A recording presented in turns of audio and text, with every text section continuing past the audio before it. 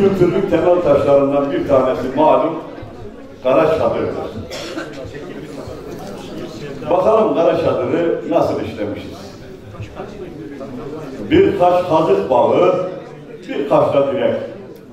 Sanmayın sade bu Kara Çadır. Sırtı neden kambur? Öğrenmek gerek.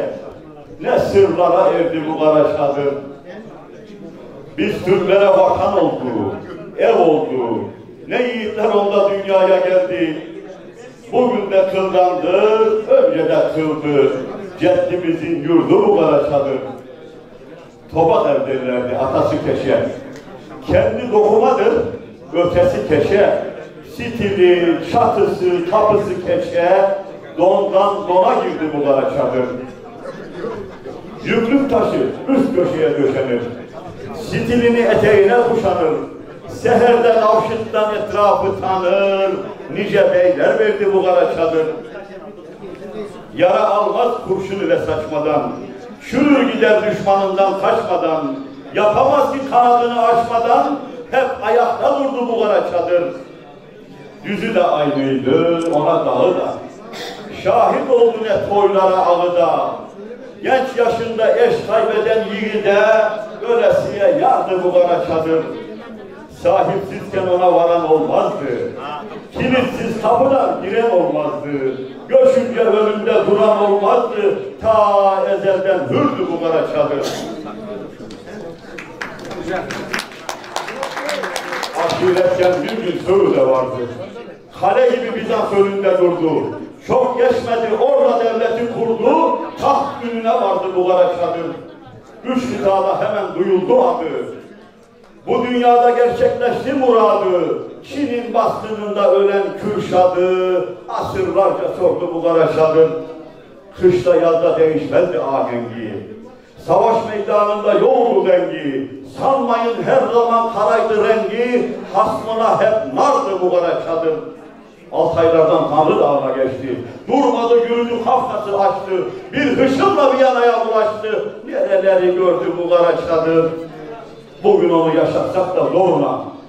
Hiç noksansız ulaşmalı yarına. Dünya tarihinin orta yerine şanla mühür vurdu bu Kara Çadır.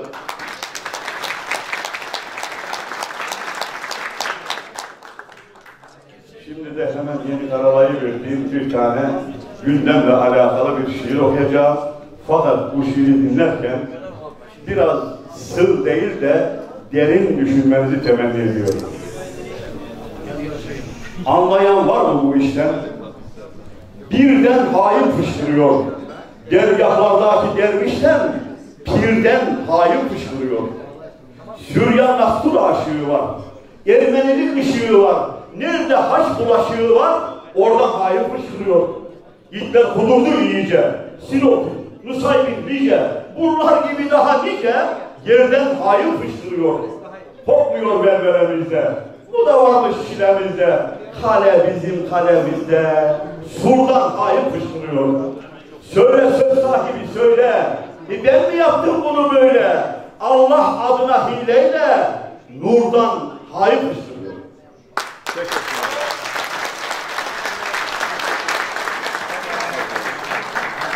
Efendim, güzel bir şölen oldu. Arkadaşlar bir toplu fotoğraf almak isteyenler olabilirler. Yaşamakta hem yerler, yurtlar yok, köyler yoktur. 50'ler itibarında köyleri olan, yazları yaylaya çıkılan, yarı köşer bir hayat sürmeye başlamıştır. Yörüklerin terk edilmişti, maalesef bu dönemde de sürmüştür. Mehmet Övüt Hocam'ın bir makalesinden aynen aldığım gibi bunu, 1962 senesinde Konya Taşkent civarında Çorum'la dağları üstündeki Kuharçın yaylasında kuşluk vakti koyun hükmeden dönen yorgun ve bezgin 50 yaşlarındaki bir yön kendilerinin tetkik için gelmişliğini hayret ederek seni buralara devlet gönderdi ha, demek ki devlet dağda adam yaşadığını, yörüğün yaşadığını biliyor ha, Allah Allah diyerek tepkisini dile getirmiştir. Bizim dönemleri devam etmiştir maalesef. Bizim köyümüz, ben de Gronanlı yörüğüm, 1938'de kurulmuş Köylerin Anadolu köyüyüz. Sonradan yerleşmişiz, İskan'a geçmişiz. Yerleşik hayatta geçen, okuyan, siyasete giren, ticarete atılan, Almanya'ya işçi giden yörükler, Cumhuriyet Sovyet ilanından 80'li yıllara kadar Yörük Türkmen biliminden uzaklaşmış ya da uzaklaştırılmıştır. Bu ayrı tartışma konusudur. Süre gelen en büyük etkinlik bu dönemde her yıl Eylül ayında Söğüt'te yapılan Ertuğrul Gazi'ye anma ve Yörük bayramı yapılmıştır.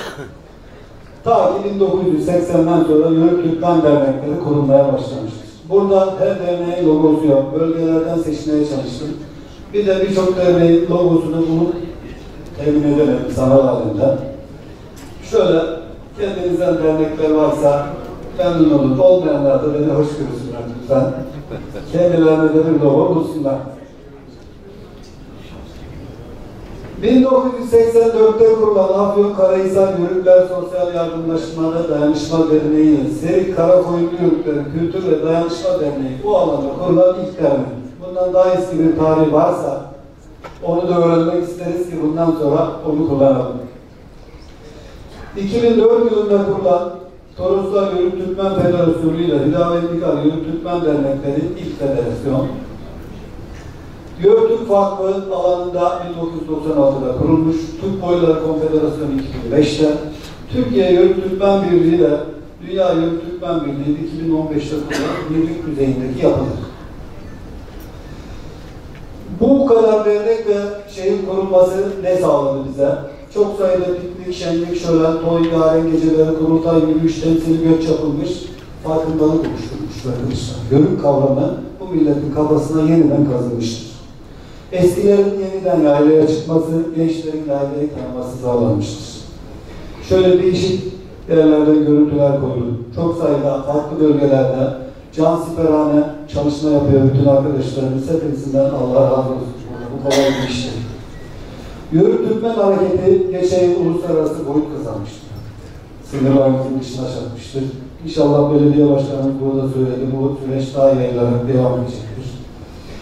Yörükler sadece Yörük Türkmen Hareketi dışında sosyal etkinliklerde girmiştir. Örneğin bir örnek vereceğim. Antalya Yörükler Derneği'nin işitme engelli vatandaşların hayatına dokunuş yapmak amacıyla yaptığı faaliyetle İşitme Engelliler Okulu inşallah önümüzdeki günlerde hayata geçecektir. Yine Konya Yörük Türkmen Derneği'nin Konya İl Tarım Müdürlüğü ve Konya Ziraat Odası ile 30 sözde iyi tarım uygulamaları, çalışmaları vardır. Mesleğin gereğisi olarak takip ediyorum. Çok da beğeniyorum, çok dinleniyorum. Tarım kenti Antalya'da da bazı işlerin yapılması gerekir diye düşünüyorum. İnşallah ziraat mühendisi olarak buna da bu derneğin için öncülük edeceğim. Yine Yörükler %90 kadar kısmı Anadolu Yörüklerin yerleşik hayata geçmiş. Ama bizim dışımızdaki Yörüklerin de sorunlar var. İşte yaylaya çıkarken yol parası ödüyorlar, meralar işgal edilmiş durumda, alanlar tarım alanına çevrilmiş durumda, maden sahaları açılmış durumda. Bu Yörük derneklerin büyük çoğunluğu da kişisel, kültürel kimlik üzerinde yoğunlaştığı için bunu atladıklarını gördüm. Sarıkeşili Yörükleri bu derneği çok sık hayata geçiriyorlar. Özellikle Karakoyunlu Derneği, Mustafa Başkan'ın meraların işgaliyle ilgili geçmişte şurada ürünü yaptığım dönemde çalışmalarını biliyorum. Böyle sorunlar var. Ben de buna katılımcı olarak katıldım. Güneydoğu Derneği diye bir dernek Mersin Büyükşehir Belediyesi ile bir panel düzenledi ve göçen yörüklerin sorunlarını masaya yatırdık. Mersin Büyükşehir Belediye Başkanımız orada bu yörüklerin göçüyle ilgili bir film hazırlayacağım ve Türkiye'nin inşallah en büyük yörük parkını Mersin'e yapacağım dedi. Bizler de yardımına teşekkür ediyoruz. Allah razı olsun. İnşallah yapar. Çok sayıda bu arada kitap yayınlandı. İçinizden yazarlar kitaplarının bir kısmını buraya alabildim görüntü olarak. Ve Türkiye'de şu anda Yörük Türkmen'le ilgili bazı istatistik sayılar almak istedim ama biraz zorlandım bu konuda. Kendi şifremle ancak bu kadar alabiliyorum. İlk dernekler müdürlüğüyle görüştüm. Antalya ile ilgili bana bilgi verdiler ama Türkiye çapında bir bilgiyi alamadım. Şu anda 109.000 dernek var. Her türlü dernek Türkiye'de. Bunun bizim derneklerimizin grubunda olduğu 1872 tanesi var. Biz %1.72. Yani çok sayıda dernek kurdu ama öyle istatistiğe vurduğumuzda da sayısal olarak çok fazla dernek yok. 109.000 Türkiye çapında. Faal dernek sayısıyla Antalya, bir de yörük hareketlerinin etkili olduğu Bursa'yı koymak istedim ama Bursa'dan bir türlü vergi alamadım. Kıyaplarını da şikayet ediyorum. İnşallah bana bu bilgiyi verirler, ben de sonra kullanırım.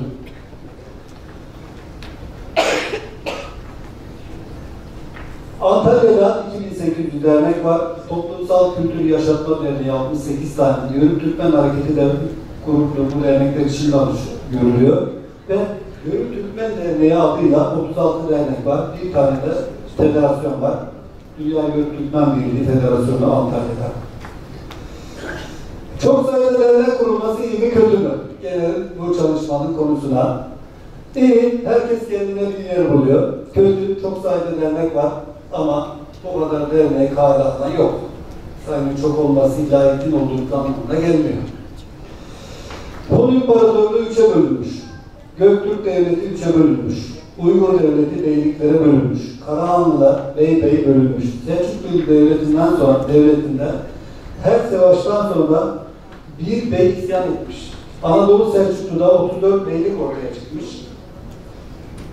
Osmanlı Devleti beylik düzenine son vermiş. Bakmıştı bu hayatı sonra beylik düzenine Osmanlı kaldırmış. Günümüzde her dernek başkanı bey. Bu lafı ben de kullanıyorum. Çok da hoşuma gidiyor. Ama bütün beyler sözde bir görmüşlerin icraatta birdeyiz. Fikirlerimiz aynı olmakla birlikte fiiliyatta bir işler. Etkili ve de yetkili bey olmayınca siyasi arada yeterince etkin değiliz. Osmanlı'da Selçuklu olduğu gibi yönetimde etkin değiliz. Ülke kaynaklarının kullanımında da etkin değiliz. Bu benim kişisel tespitlerimdir. İtirazlara da açığız. Ne yapacağız? Önce bu çadırı düzelteceğiz arkadaşlar. Bu gördüğünüz çadır birçok derneğimizin logosunda var. Fotoğraf için çekilmiş, yanlış kurulmuş bir çadır. Lütfen bu dernekte logoları kullananlar bunu düzeltsinler. Böyle buradan üçgen şeklinde bir çadır bağı yok. Çadırın öbür bağı yok. Önce çadırı koymamın sebebi önce çevremizi düzelteceğiz. Kendi içimizi düzelteceğiz. Çadırımızı düzelteceğiz ki dernekler arasında uyumu sağlayabilelim. Birbirimize uyum sağlayabilirim. Çadırı bu amaçla koydum. Özel bir şey yoktur. Çünkü şu konuyu arz etmeden geçemeyeceğim. Birbirimize saygı duyacağız. Eski dernekler yenilere yol gösterecek, kılavuz olacak. Yeniler eskilere gereken saygıyı gösterecek. Vazgeçilmez bey yoktur. Yerimizden vazgeçeceğiz ama yerimize bey atamak için de az önceki genç arkadaşımız söylediği gibi gençleri bu harekete alıştıracağız, sahip çıkacağız. Çünkü bugün Konya'da 200 tane dernek var. Şu din değiştiren bir hatun var ya, bunların öncü olduğu kişiler artık bizim adımıza dernekler kuruyor arkadaşlar. Sivil toplum örgütleri hızla büyüyor ama içi boş platformlar düşüyor. Onun için çevrenizde bulunan dernekleri dışlamayın, bunlara sahip çıkın ki bu boşluğu diğerleri doldurmasın. Ayrıca bu kültürün içinden yetişmiş bir takım insanlar var ki buna önder olmuş dernek başkanlarına gereken saygıyı gösterecekler. Mesela 3 telli sazı kucağınıza alıp bu uğurda 3 telli saç bırakmış insanlara öyle kemküm laf etmeyeceksiniz. Bunlar yerine lütfen ulaşsın. Çünkü bu saçını dökmüş bu dernek başkanları, bu arkadaşlar 1989'larda, 90'larda Yörük Türk Kaka olduğu dönemlerde Antalya Festival çalışmasında Yörük çadırını kurarak bu hareketi başlattılar. Öyle elinizi itebileceğiniz bir hareket değildir. Lütfen bunlara da sahip çıkalım, gerekli primi vermeyelim. Yörük'ün çadırına varınca köpeği görmesine gücenmek olmaz. Değil mi Şükrü abi? Aramızda böyle laflar olabilir, birbirimize laf atabilir, sürtüşme olabilir. Bu hiçbir şekilde bizim hareketimize engel değildir. Biraz birbirimizi desteklememiz gerektiğini düşünüyorum. Sürçülisan ettiysek affola diyorum. Teşekkür ediyorum.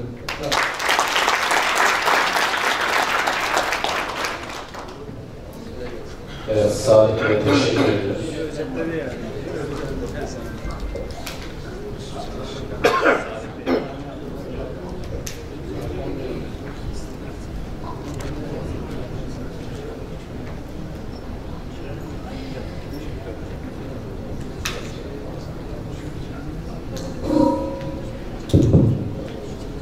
Salih Bey'e teşekkür ediyoruz.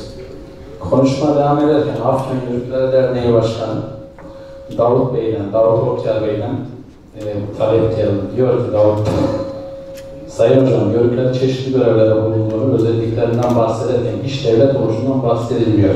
Sanki bir devlette yaşayan, bu yaşantı içerisinde bir ırgat gibi. Haklı olarak bunu söylüyor olabilir. muhtemelen bizim sunumumuzda ya devletleri kuran hep biz olduğumuz mantığıyla hareket ettiğimiz için böyle karşı tarafa bir şey geçmiş olabilir. Madem ki o zaman şöyle Oğuzların kurmuş olduğu devlet sürecinden bahsedecek olursak en azından yakın olan bize, mesela Oğuz Yavru Devleti. Kadınlardan bahsetmedik aslında bugün hiç. Oğuz Yavru Devleti demişken Hatun'dan bahsedeyim ben size.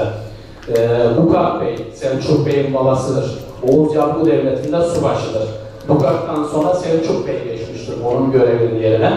Oğuz Yavru Devleti'nden Selçuk Bey'in ayrılışının bir nedeni vardır. O da protokoldür. Çünkü hükümdarın sağında, hükümdardan sonra hatun oturur, eşi oturur. Devlet protokolünde ikincidir.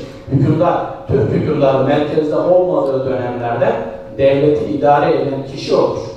Onun için arası açıldığı için Selçuk Bey kendisiyle beraber Oğuzların bir kısmını alıp güneye Cente inecek. O sırada işte Samanoğulları ile ilişki kuracak ve bu süreçte yani Selçuklu Türkmenleri yani Kınık boyuna mensup olanlar Horasan'da 1040 yılına kadar mücadele edip ancak 1040 Dandanakan Savaşı ile Gazneli Devleti yıkıldıktan sonra tam anlamıyla devlet olabileceklerdir.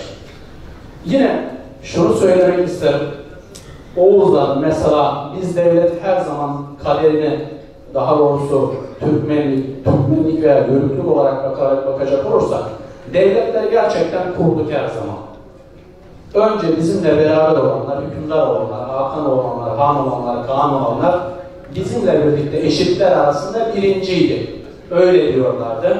Ama devletler merkezleştikçe, teşkilatlar büyüdükçe o Türkmen kitlesi eşitler arasında birinci olanlar, o yanındaki eşitler bir anlamda geriye doğru bitirdiler. Mesela Büyük Selçuklu hükümdarlarından en son sırada yer alan Sultan Sancar'ı 1153-54'lerde yanlış hatırlamıyorsam 3-4 yıl boyunca diğer Türkmen kitlesi, Oğuz kitlesi esir etmiş, çadır hapsinde Horasan'da oradan oraya dolaştırmışlar. Neden biliyor musunuz?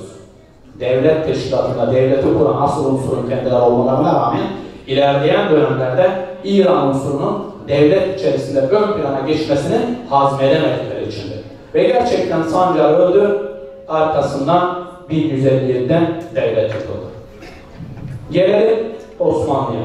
Osman Bey'e, Ertuğrul Gazi, Osman Bey, Osman Gazi sürecine bakalım.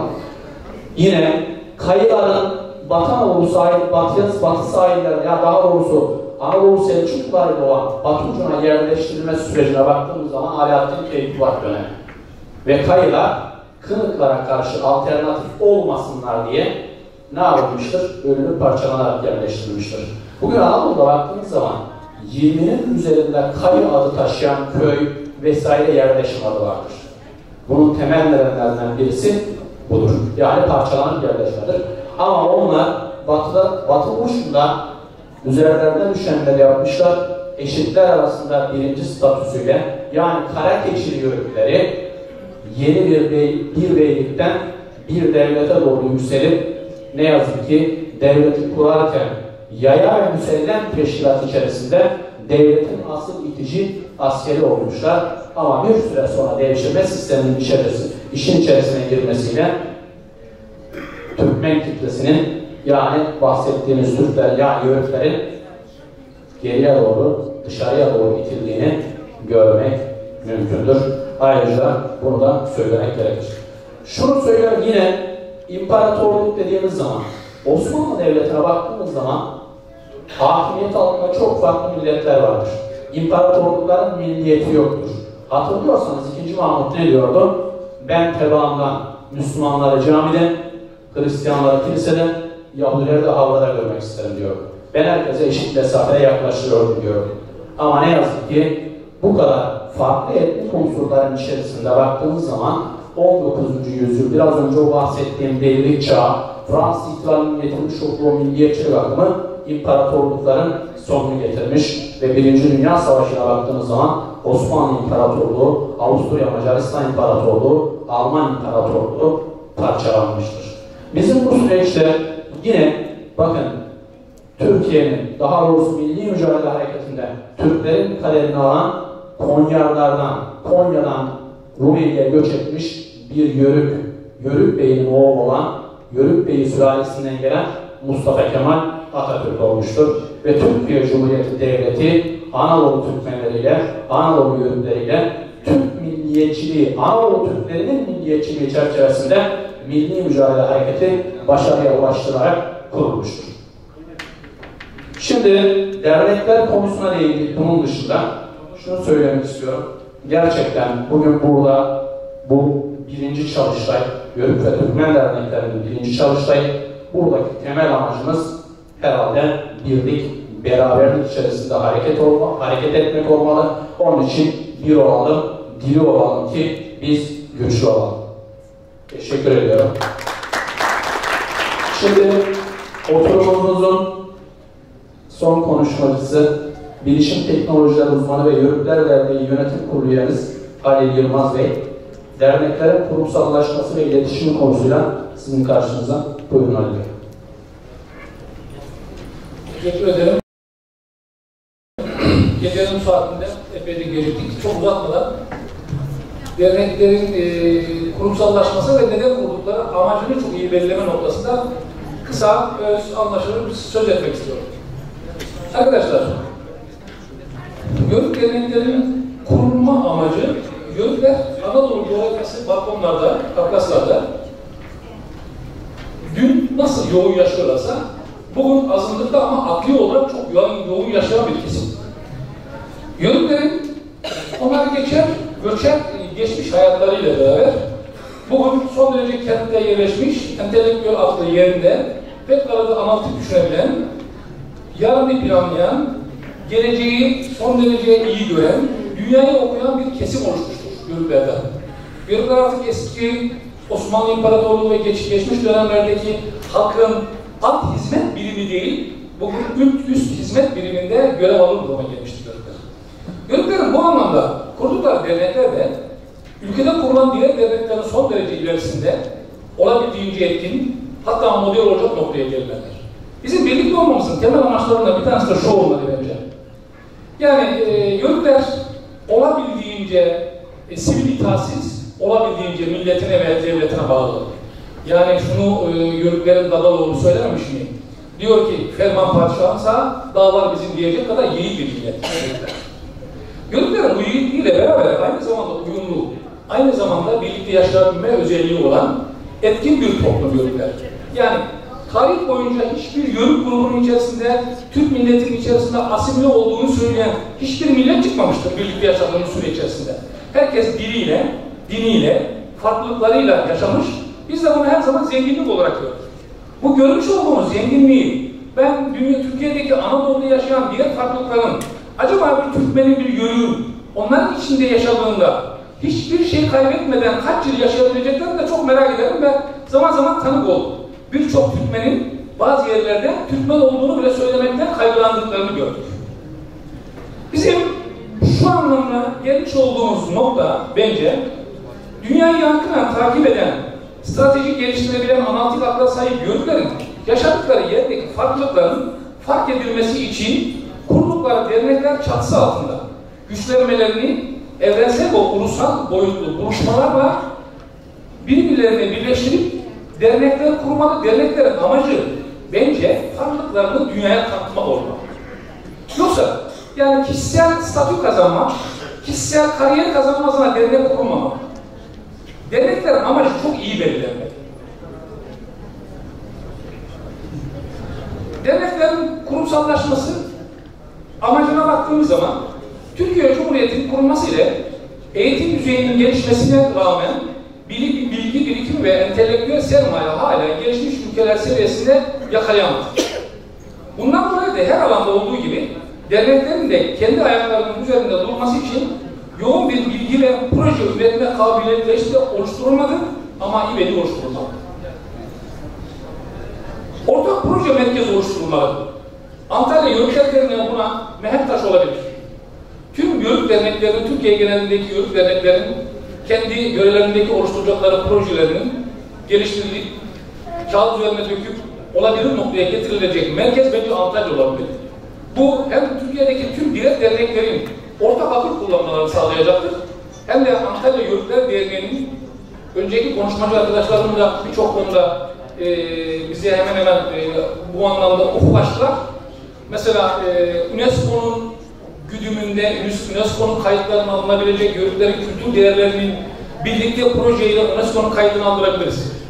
Bununla beraber aynı zamanda yerel ekonomik anlamda kalkınma ajanslarına, her derneğin bağlı olduğu kalkınma ajanslarına ciddi bir şekilde proje yaparsak kaynak sağlayıp marka yaratabiliriz.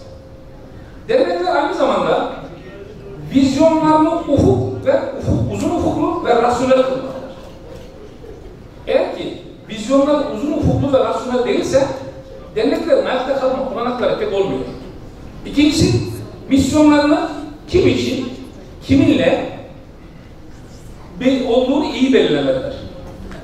Dernekler kurulmadan önce sürdürülebilirliğini dikkate alınıp dökmez suyla değirmen dönmez sözü dernek yöneticilerinin, dernek kuran arkadaşların ve kuracak arkadaşların son derece dikkate almasını gerektirmektedir. Yoksa dernekler birkaç kişinin sırtında taşıyan arkadaşlara kambur, derneklerde güdük bırakmaktadır. Fedakarlık yapacak olan arkadaşların kolektif akılları bir araya gelmeli ve amaçları anlaşılır olmalı. Yani bu dernek niye kurulduğunu, amacını çok iyi belirlemelidir. Aynı zamanda idari yapılanması çok ciddi alınmalı. Görev bölümleri bilgi yeterliliği ile temsil yeteneği olan ekipten oluşur. Bu konuda ben Antalya Yörükler Derneği Başkanı Abdullah Duman'ı kutluyorum. 2 dönemdir harika bir yönetim kurulu oluşturdu. İnsanların, yani yönetim kurulundaki arkadaşların tümünün kişisel nitelikleri ve aynı zamanda temsil kabiliyetleri çok güzel. Diğer derneklerinde mutlaka böyledir ama rol modellerimizi iyi belirlemek zorundayız.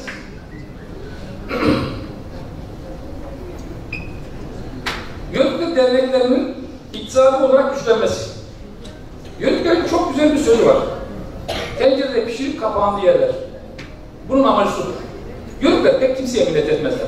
İktisadi anlamda olduğu gibi, doğa şartlarında olduğu gibi kendi hayatlarını kendileri hiç kimseye minnet etmeden taşıyabilecek ender toplumlardan bir tanesidir. Ama bakarız ki Yörükler Derneği'nin gelirleri sadece aidata bağlı bir gelir var. Hepimiz görüyoruz ki aidat ödeyen de üyelerimiz de çok az. Peki bu dernekler aidat gelirleri de yoksa iktisat olarak nasıl ayakta duracaklar? Bunların bence ana yöntemlerinden bir tanesi bana göre, bu tartışmaya açılır, süre içerisinde yine bunu iktisadi mantıkta da paylaşırız. Yöntemden bir tanesi şu. Arkadaşlar, yörüklerin yetişkin artık kentsel o vasıfları, aynı zamanda otantizme olan özlemleri, aynı zamanda geçmişlerle ilişkili buluşmak istemeleri, geçmişteki yaşam tarzlarında kullandıkları malzemeler, giyimleri, diğer argümanların tümü el sanatları olarak işletilip, üretilip Antalya dünyaya açılan turizmin yüzü diyorsa, tüm diğer illerdeki yörük dernekleri kendi otantik anlayışlarını üreterek Antalya'daki sergi alanlarında, sergi salonlarında Antalya Yörükler Derneği'nin yeri de buna çok müsait. Hatta Büyükşehir Belediyesi alt belediyelerde satış standları oluşturarak hem üreten arkadaşların, yani bunu üreten insanların para kazanmaları, bunu organize eden derneklerin ekonomik anlamda katkı almaları, aynı zamanda bu işi burada organize eden diğer insanların da bu işten vergi doğması, yani bir katma değer doğurabiliriz bundan. Ayakta kalmamızın bence temel ana unsurlarından bir tanesi de bu. İkincisi, yaşadığımız yörelerde ninnilerimiz, öykülerimiz, destanlarımız, şiirlerimiz var. Biz hala telif hakkı dediğimiz, kayıtlı telif hakkı dediğimiz bu haklardan ülkemizde çok az payalıyoruz. Kültür Bakanlığı'nın çıkarmış olduğu ilgili yasa var. Yasa çerçevesinde her birimiz kendi bölgemizdeki bu değerleri kayıt altına alır, değere dönüştürebilirsek anonim telif hakkı dediğimiz telif hakkında hem derneklerimizin ayakta kalmasını sağlarız, hem de derneklerin üzerinde çok ihtiyacı olan gençlere eğitimlerine katkı sağlarız. Yörük Türkmen dernekleri arasındaki iletişim. Yörük dernekleri arasındaki iletişimin mahiyeti ve önemi kurb esasına dayanmalı.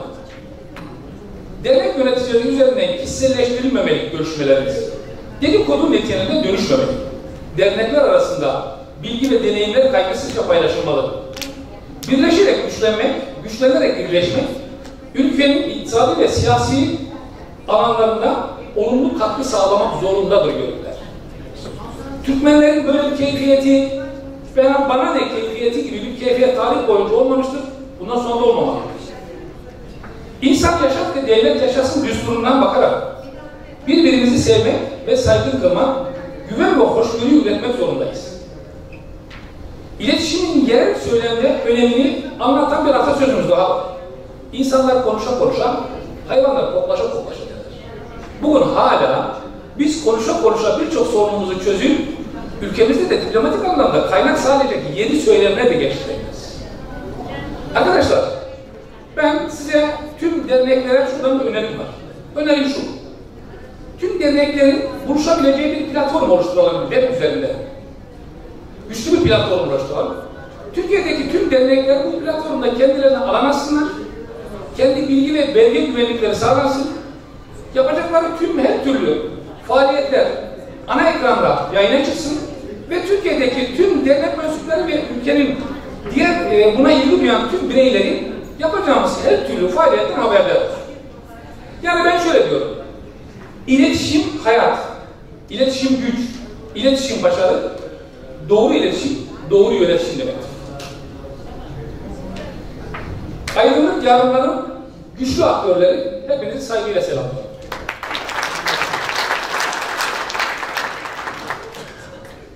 Evet, Halil Bey'e teşekkür ediyoruz. Gerçekten biz akademik boyutuyla bir şeyler söyledik ama gerçekten Halil Bey derneklerin neler yapması konusunda, hatta yarın bunlar her biri Çalıştay'la rapor olarak raporlaştırılıp sonuç bildirgesine dönüştürülüp sunulabilecek ve Yörükler Derneği'nin ciddi derecede yakından ilgilendiren projeler olup kendisine bu anlamda teşekkür ediyorum.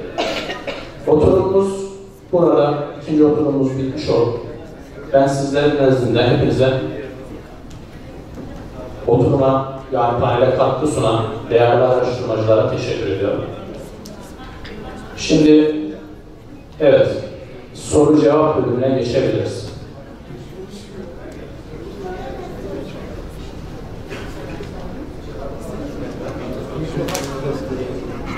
Mikrofon. Zeki ablam.